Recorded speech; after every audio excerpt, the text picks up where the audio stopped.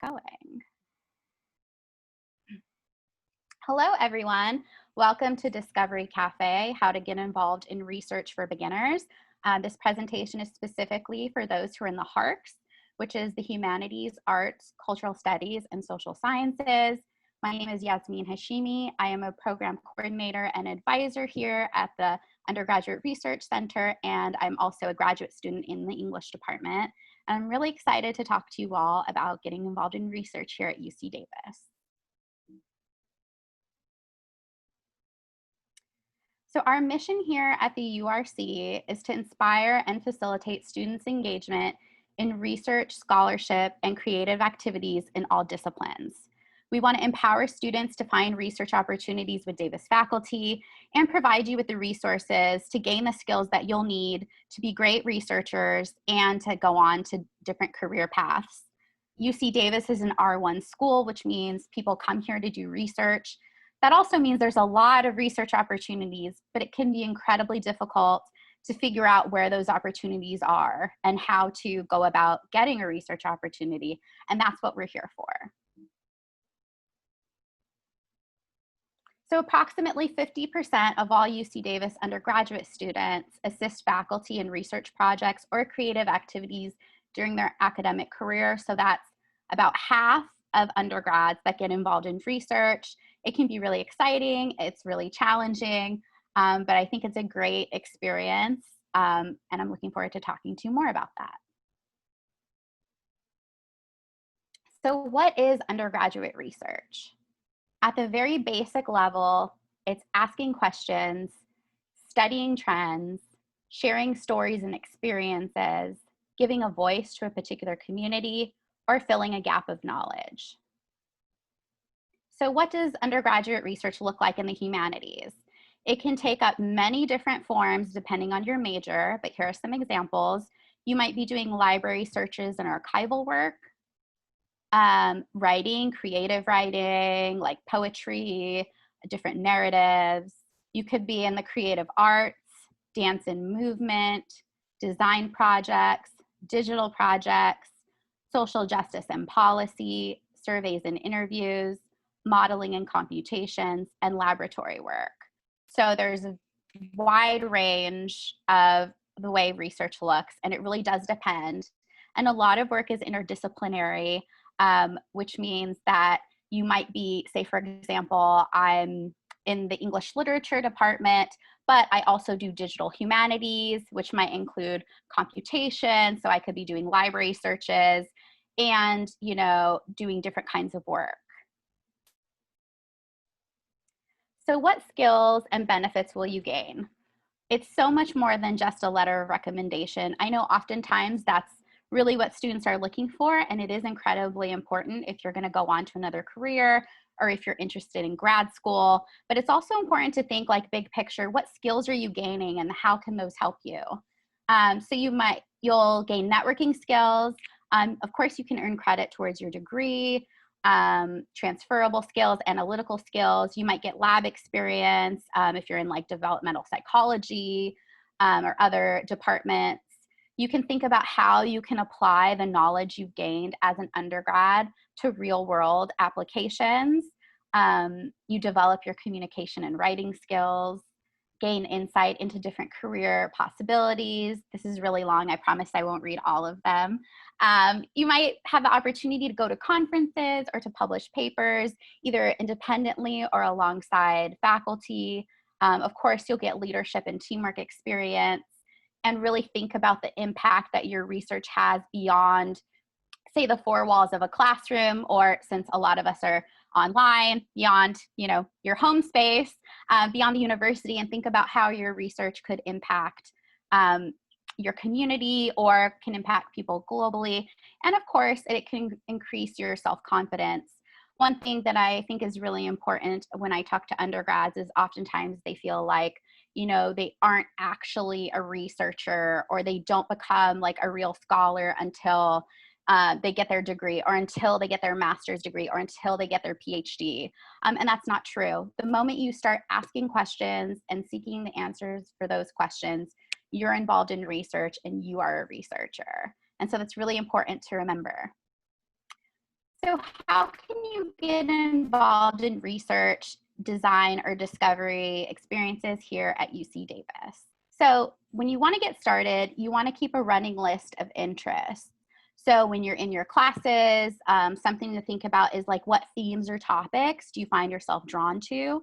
Um, and that'll sort of help you figure out, okay, what is it I'm interested in? What questions do I keep asking? And what am I interested in finding the answers to? You might also look at conference abstract books online, and we can drop a link in the chat. We have our undergraduate research conference, which has a conference abstract book. So you can see the kinds of research that undergrads are doing here at Davis and have done in the past years. And that'll also give you an idea of which faculty have been supporting undergraduate research. So when you're ready to reach out to faculty, you can see who's already in the mix, who's already supporting undergraduate research. Of course, you want to ask questions. Don't feel like you already have to be an expert. Asking questions is what shows you're interested. So if you want to ask not just like your peers, but faculty, your professors, TAs, grad students, if you have these like burning questions or you're just really excited about a particular topic, you don't have to know all the answers. And in fact, so much of research is just continuing to ask questions, you answer them, and then you have another question, and then you want to answer that. So it's something to be really excited about. You could also read about different career paths.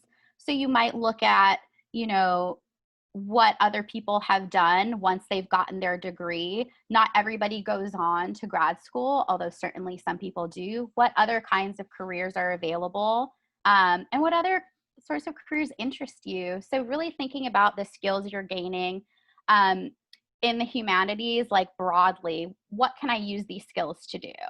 So just because you study English literature doesn't mean you have to go on to be an English professor. You might find yourself working in a museum. You might find yourself writing for online magazines. You might go into PR. There are so many things you can do once you have like the skills you need. Another thing you can do to get started is to either create or start updating your CV or resume. That way, when you feel like you're ready to start interviewing for research opportunities, you already have that ready to go. And of course, you can visit the Internship and Career Center. We'll drop a link in the chat. They have appointments that you can sign up for virtually where they will help you go over your CV and resume, which is, I think, a great service, and it's free. So definitely look into that. So here's an overview to finding a research position. Most importantly, you're going to have to take the initiative because very rarely are, research opportunities sort of just handed to anyone. And you want to make sure you're persistent. So as I said before, you want to think about your interests. So make a list of possibilities based off of what interests you. You want to, again, look at conference abstracts, go to your department website, see what research faculty and graduate students and other researchers are producing, and start reading some of their work. You certainly don't have to understand everything you read in articles. I'm a grad student and still I read things that are extremely dense and difficult to understand. And so I myself have a lot of questions, and that's a good thing because it gives you an entry point for conversation when you talk to other people about it. So definitely read articles. You can also, something that I think is really important to do if faculty have like a social media page or their own personal website, go on there because oftentimes you can find out like more information, see what they're doing. A lot of times faculty will, if they're into social media, which not everybody is, they might be talking about their current projects and what that process is like, which I find really enriching to see because oftentimes we feel like we're getting stuck on something or, we're having difficulty like, with writer's block and things like that. And to see other faculty and researchers talking about those experiences, I think is really heartening, and it also gives you an opportunity to perhaps like dialogue with them informally, which is great for networking and something to really think about. And of course, you want to think beyond just faculty. You want to talk to TAs and other graduate students, peer advisors, other undergraduate researchers who are doing work. It can be difficult to get in touch with people in general, although I think more people, because we're virtual, are, you know, checking their email a little bit more than usual, perhaps. But faculty can still be difficult to get a hold of. So I think it's important to think about reaching out to graduate students, which is not to say that graduate students aren't busy. I can attest we are extremely busy. But if you feel like perhaps a professor, maybe you're just taking a class, or there's a professor who you haven't taken a class with and you don't quite know them and you're not comfortable, perhaps reaching out to a graduate student will make you feel a bit more comfortable. And I just think it's a really great way of, engaging with researchers, because graduate students are doing research too. Oftentimes, they might be doing research alongside the faculty member you're interested in working with. And so it could just be a great form of connection, a great way of networking. And of course, you can contact professors directly. Normally, I would say attend office hours. Obviously, doing that in person might not be a possibility, nor might it be safe. So you definitely want to look at virtual office hours if it's possible. If you don't feel like comfortable doing virtual office hours with a professor because perhaps you don't know them yet, then write them an email. Just remember, you're introducing yourself. You want to put your best foot forward. So be professional in the email. And good luck, because hopefully it'll turn out great. And if you have questions about, how to craft an email, we can also help you with that too. I think we have another presentation that's up on our website and our YouTube account that can walk you through that. If not, we can definitely send that to you if you request it. So some remote action items. So figuring out how to get involved in research has been made a bit more challenging due to the global pandemic and the ongoing social unrest in the country. Of course, I think it's important to acknowledge that this isn't business as usual. At the same time, I know students want to maximize, their experience and their time here. So there are some things you can do online to start getting involved with research. You can ask professors if you can attend a research group meeting if they have one. I know for digital humanities, we have a digital humanities research cluster. It's open to both grads and undergrads, and we meet and we'll be meeting virtually. So that's a possibility. And there are certainly other research groups and reading groups that meet that will now be meeting virtually that you can get in contact with. You can use online databases through our library or just online databases in general to find useful sources. So as I mentioned before, start looking up, who's doing the kind of research you're interested in, what are they talking about, how do they break it down, do that. Start getting in contact with faculty and graduate students. You might be able to find virtual department seminars. Those are great to attend. Also virtual conferences. Those are everywhere right now. It's really great and important for accessibility, and it's so great to see those offered. Oftentimes they are free, so you don't have to pay to attend, which is also really important in terms of accessibility. And you usually don't even have to have, for example, your camera on, you're muted. So if you just want to get a sense of what someone's research is like, hear them talk about their research, I think it's really great. And of course, if you are comfortable, they usually have the chat open and you can talk, you can ask questions. That's a really, I think, more low stakes way of participating and becoming more comfortable in the sort of conference environment. Of course, you can also conduct your own independent research. I think it's important to check in with your department because a lot of times you can do an independent study. Sometimes you can do independent research alongside a faculty member. So it's really important to think about what the possibilities are and what your goal is. Is it to get credits? Is it to have someone mentor you along throughout your research process? So there are definitely options.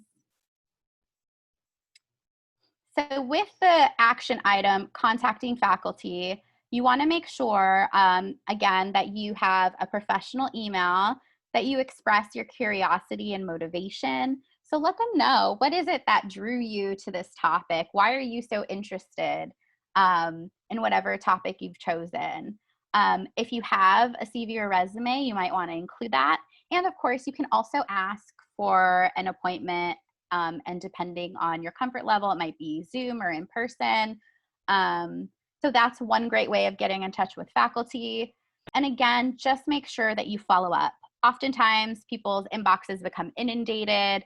I'm sure you've experienced that, where it's so difficult to keep up with everything. So it doesn't mean if a professor doesn't respond to you, it doesn't mean they're ignoring you. They might have put the email to the side and they anticipate coming back to it. They might forget.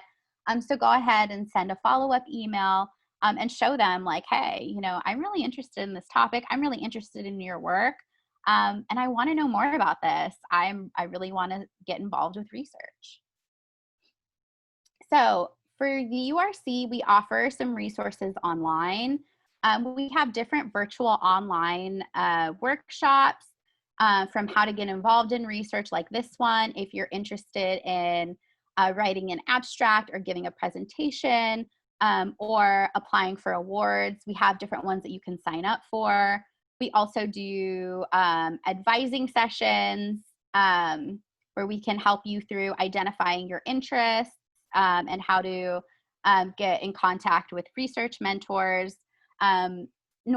Typically, pre-pandemic, we offer poster printing for conferences. We're not offering that now, but that's something to think about in the future, because hopefully we'll be on the other side of this someday, sooner rather than later. And of course, there's different funding opportunities that include summer programs. So you can win a travel award. We have the Provost Undergraduate Fellowship, and different summer research programs.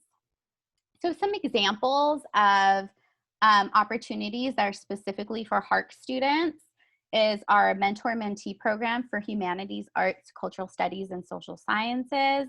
I coordinate that program. So if you have any questions about that, feel free to reach out to me. What we do is we pair second and third year new transfer students with a graduate student, and you really work together. The graduate student mentors you through wherever you are in your research process.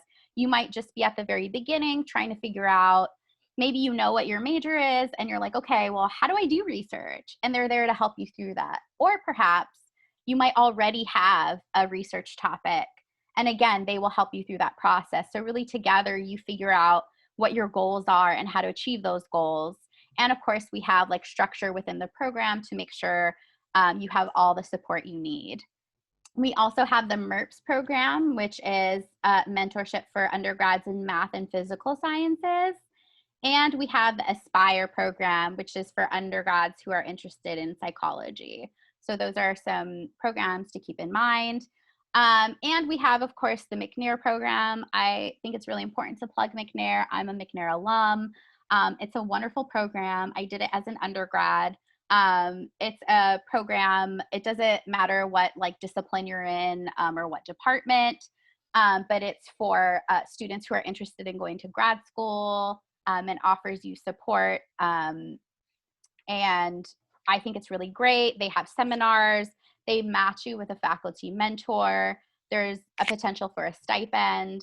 But of course, with all of these programs that I've mentioned, the commitment levels will vary. So you'll want to check on that. And of course, the eligibility requirements vary. So for example, with McNair, I believe you have to be first gen, low income, student of color. And I believe you have to be 2 out of 3. You have to meet 2 out of the 3 criteria for that.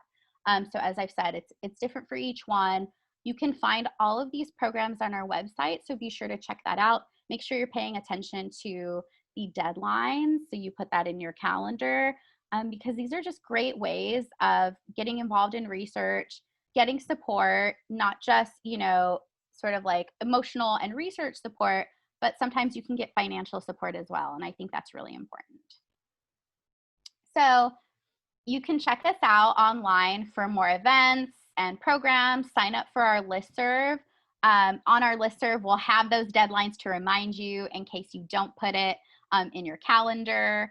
So make sure you sign up. And we have our location, but we're all virtual right now. But we are open Monday through Friday from 9 a.m. to 5 p.m. Our website is urc.ucdavis.edu, and our email is urc@ucdavis.edu.